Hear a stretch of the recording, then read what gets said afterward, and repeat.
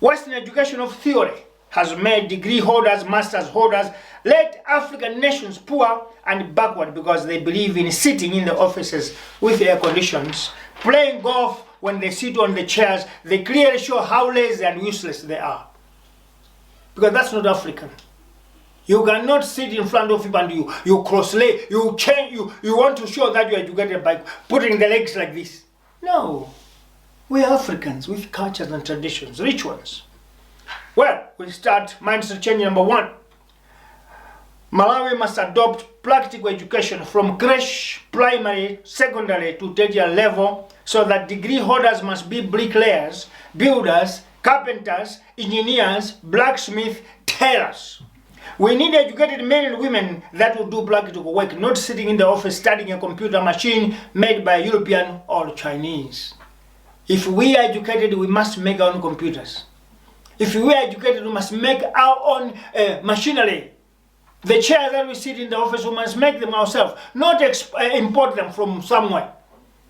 If we do that, we are not educated. Because to be educated is to know how to make, how to do with our hands.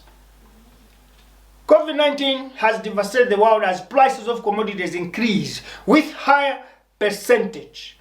Malawi will have to start making everything by herself, not to depend on imports. Otherwise, each and every 5 years, governments will be changing hands because citizens will think that leaders and the politicians are the ones that are pushing the prices to go high, when it's not the case. The case is, COVID-19 has devastated everything. We in the utopian philosophy around the corner, we said before that when there is a pandemic, we have had HIV, we have had malaria, we have had Giga, we have had leprosy. Never has the world or the country locked itself down. Life was moving. You only close or lock down a dead body when you bury it 6 feet under the soil. Because it's dead, it can't move. You don't lock down human beings that are alive.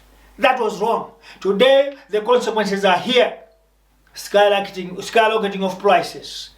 And in the case of Malawi, commodities have started going up after the controversial TPEX elections of 2019.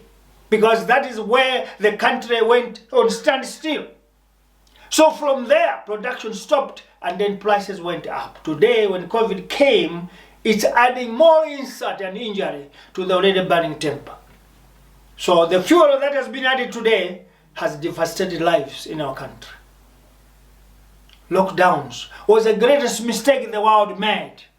And Malawi must correct this mistake by making sure that now it's time to push each and everyone to go and produce what we can. We should plow what we can so that we must have a lot to sell outside than a lot to buy from outside. Because if we buy from outside, then we will suffer. Fuel will be needed and it will be expensive. But if we produce our own here, the one who's going to pay for fuel is the one who's coming to buy from us, thereby reducing the costs of living. Mindset change number 2. Few days ago, the world hiked the prices for oil.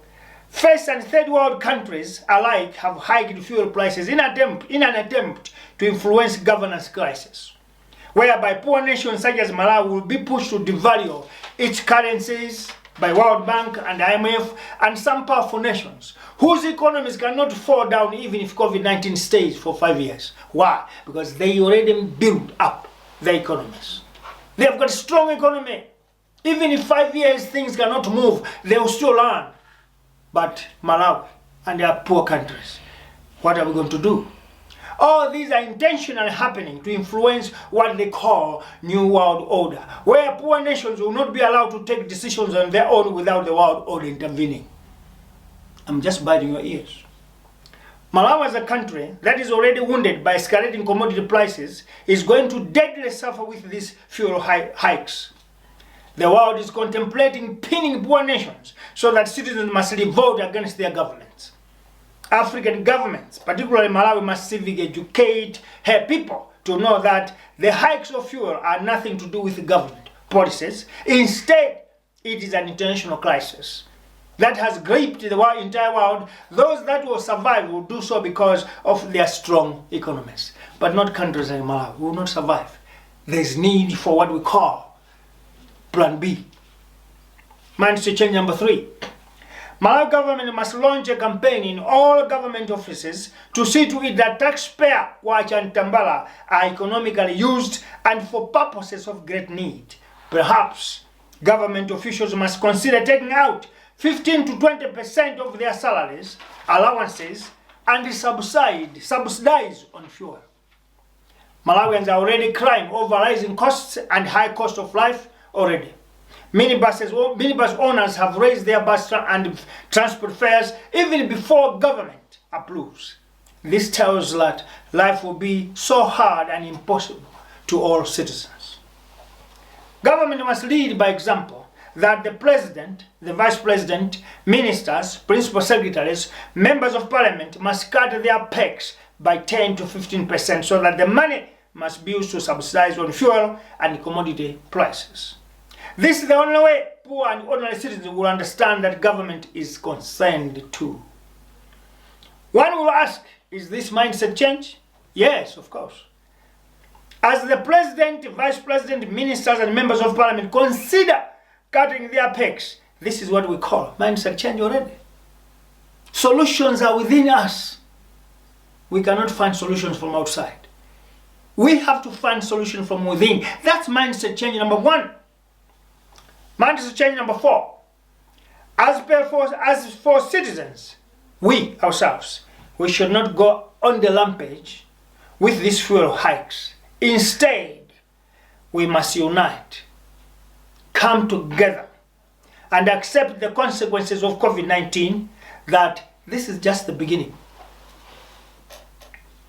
The economy, social life, and many amenities are going to go down, so that poor nations must rise up against their governments. We shouldn't do that. Instead, as citizens, we must concentrate on producing local food, local raw materials, and buy home, this thing what we call buy home campaign. Let's buy our locally produced food and produce, because there we might not have to pay more because of fuel. We are going to pay more because the things that we buy, the goods that we buy from outside, should come through fuel. That's the engine. But if we produce locally, we won't pay more. Mindset change number 5. Government and private sector, with all companies, producers and transporters, traders, must find a common ground to avoid pointing fingers at each other. Perhaps it's time now Malawi established a consolidated fund where businesses, both government, private sector, parastatals, state enterprises must contribute towards the fund, so that poor households, common citizens can benefit from these tough times ahead. Other countries have done that, and they are trying to help the poor communities. We can do the same to tell the world that we can still find a solution locally. To tell our people that we are not happy with the hike of prices and the high cost of living. Instead, we are trying a way to solve it. Well, that was the end of our mindset change today. Now we go to movies of today. Movie number 1, because we don't just go without touching on movies. We are spears, don't forget. Malawi witnessed the cultural festivities of Muvi in Mulanje district yesterday. Instead of promoting culture and traditions of our heritage as a country, politicians, particularly DPP, hijacked it to be a political and propaganda platform. As Muvi Wachilungamo, a mother of a nation, we are deploring this type of character. A cultural event is not supposed to be a political platform. There is Njamba, there is Masinta, there is Mangochi, there is Nzuzu stadiums for political matters. Muvi is a cultural festival. Just as the former President Bagir Muz narrated that the party structures are intact, The problem is at the top. Muvi Wachilungamo would like to refrain